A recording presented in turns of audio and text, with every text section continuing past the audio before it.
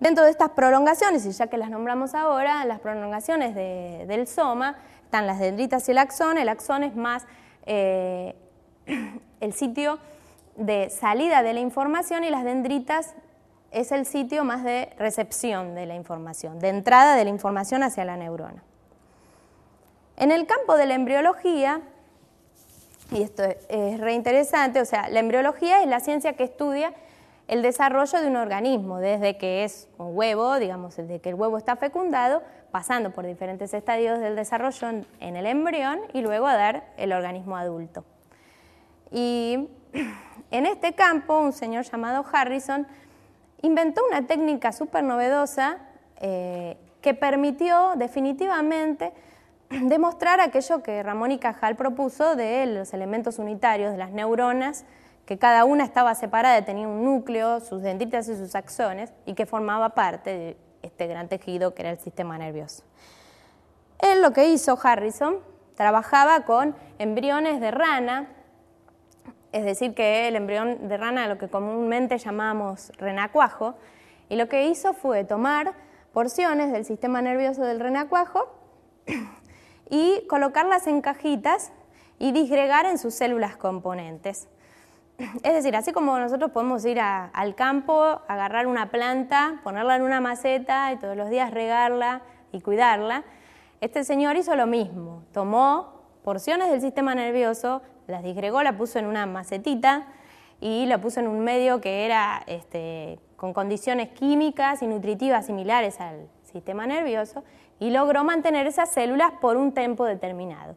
Ese tiempo determinado era en el cual él pudo ver cómo células precursoras, porque como era un embrión todavía las neuronas no estaban formadas, pero cómo cada célula precursora iba tomando forma de neurona, iba alargando axones y dendritas. Aquí, si bien yo no tengo las fotos de Harrison, me gustaría mostrarles de qué manera uno puede cultivar células y de qué le sirve al investigador cultivar células. Por ejemplo, en este caso es un video de células precursoras de neuronas en cultivo, extraídas de un embrión de ratón, del sistema nervioso de un embrión de ratón. Lo que vamos a ver es lo siguiente. Esta célula de la izquierda es una célula normal, célula precursora de neurona normal. Y esta célula de la derecha es una célula precursora que ha sido extraída del sistema nervioso de un ratón mutante.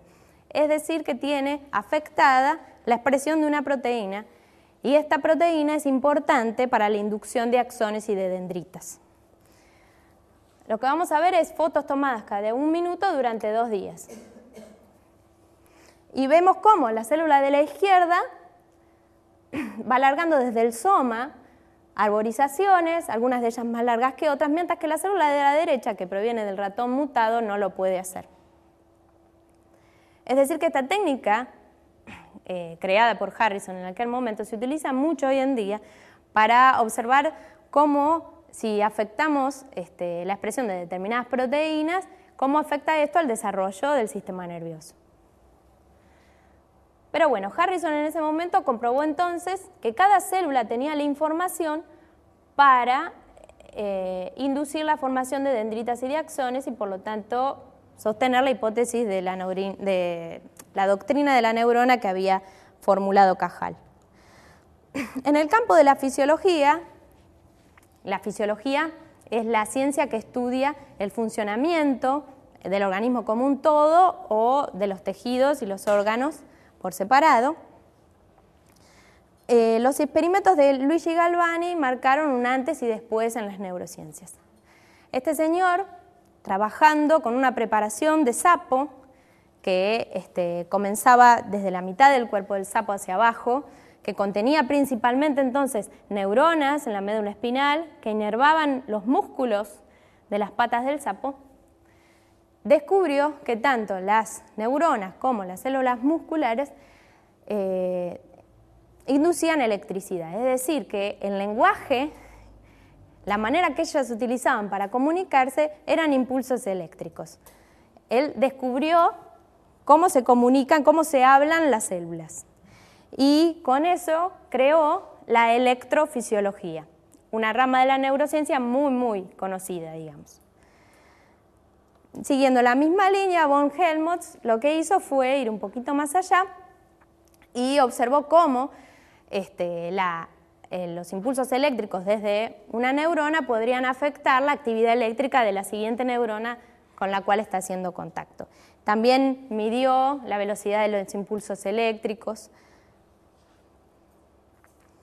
Bueno, en el campo de la farmacología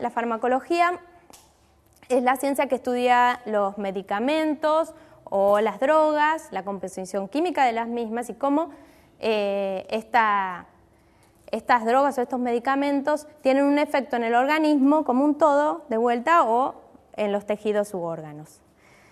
Y en el campo de la farmacología es muy importante los experimentos de Bernard.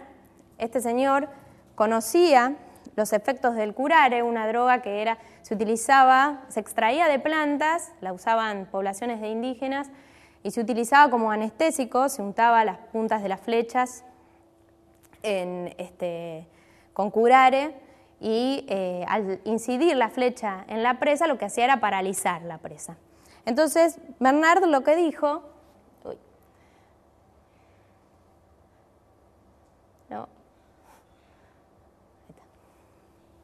Bernard lo que dijo fue, bueno, vamos a ver qué hacen estas drogas directamente en las neuronas y en las células musculares. Y ya siendo un poco más específicos, él trabajó en una preparación de placa neuromuscular, es decir, del lugar donde se unen las neuronas, en este caso una motoneurona, que inerva a un músculo. Y lo que hizo fue bañar con curare esa preparación. Y lo que observó es que la actividad eléctrica de la neurona no era afectada, mientras que la actividad eléctrica de la célula muscular sí. Es decir, él descubrió que las sustancias químicas, pueden tener receptores específicos y pueden actuar específicamente en un tipo celular y no en otro. Ahora, obviamente se nos viene a la idea un poco el hecho de que conocemos que bueno, las células tienen proteínas que se encuentran en su membrana. Y muchas de esas proteínas pueden ser, por ejemplo, receptores de determinadas sustancias químicas. En este caso, todo lo que vino después de los experimentos de Bernard es la idea esa de descubrir receptores específicos a determinadas hormonas o neurotransmisores. Y por último, en el campo de la psicología, los descubrimientos o los avances se enmarcan un poco en la historia o la filosofía del momento. Y entonces vale la pena remontarnos a René Descartes. Lo que empezaba básicamente era que el cuerpo y la mente eran dos entes totalmente separados y que el cerebro, la mente, las facultades mentales, el poder hablar, pensar, recordar, tenía que ver con ese alma racional y no tenía nada que ver con el cuerpo. Es decir, que no tenía un sustento físico, no tenía un sustrato físico.